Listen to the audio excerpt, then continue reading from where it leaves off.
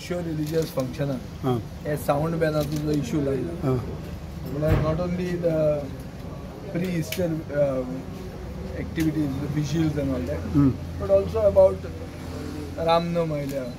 There is a program in Bisholi, Hanuman Jayanti. So खूप so एक असो issue हा की सोशियो रिलीजियस फंक्शनाक एक्झॅम्पशन दिवचे साऊंड बॅनाचे आणि जे फ्लाइंग स्क्वॉड आहा तांकां they should be told that this is the decision. This is the predominant sentiment of all political. This was your demand, no? Go for demands now. Time limit आहा तांचो at the moment 10 वरांचेर बंद करता. आता Easter म्हणटा ते मिसूच 12 वरांचेर 1 वरांचेर मिस सोंपता. ताजे फुडें कल्चरल प्रोग्राम आसूंक शकता, डान्स आसूंक शकता आनी under noise pollution rules already 15 दीस एक्झॅम्पशन आहा तातूंत इस्टर येता. ताजे पयले दिसा अशें आहा की गुड फ्रायडेच्या दिसा जर मिटिंग्यो घालता जाल्यार it's a day of complete mourning for the community, for the one section, one community. So त्या दिसा पब्लीक मिटींग घेवप would hurt their sentiment. So this is the uniqueness of Goa which we tried to prevail on the election code of the election authorities.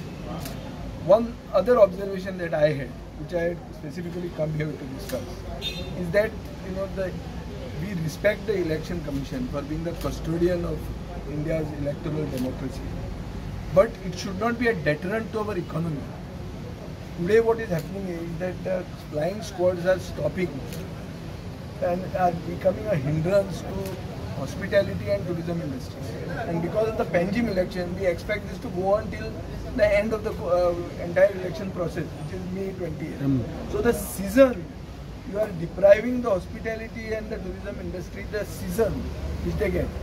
There are only 16 nightclubs in Goa which have permission up to 4 o'clock in the morning. They are being stopped at 10. So what is the use of having those permission? And so in which way is it going to affect the electoral prospects of any candidate? A nightclub running on tourists, how is it going to influence the election? So that's the response. And the fact is that if you go to Bombay, you go to Bangalore, this is the exemptions are going on. Why only in Goa? On the contrary, in Goa we should go for special exemption, which is what I told them. What is their response? To the election. They are saying that they have to speak to the election commission. I told them that people approach us because we are politicians in power. Nobody approaches them because they don't know even whom to approach. Which is why I have come here to represent my party. I said there is a clear unanimity amongst all political parties here that there should be exemption not only to socio-religious functions but also to tourism and hospitality industry, because that is the mainstay of our economy.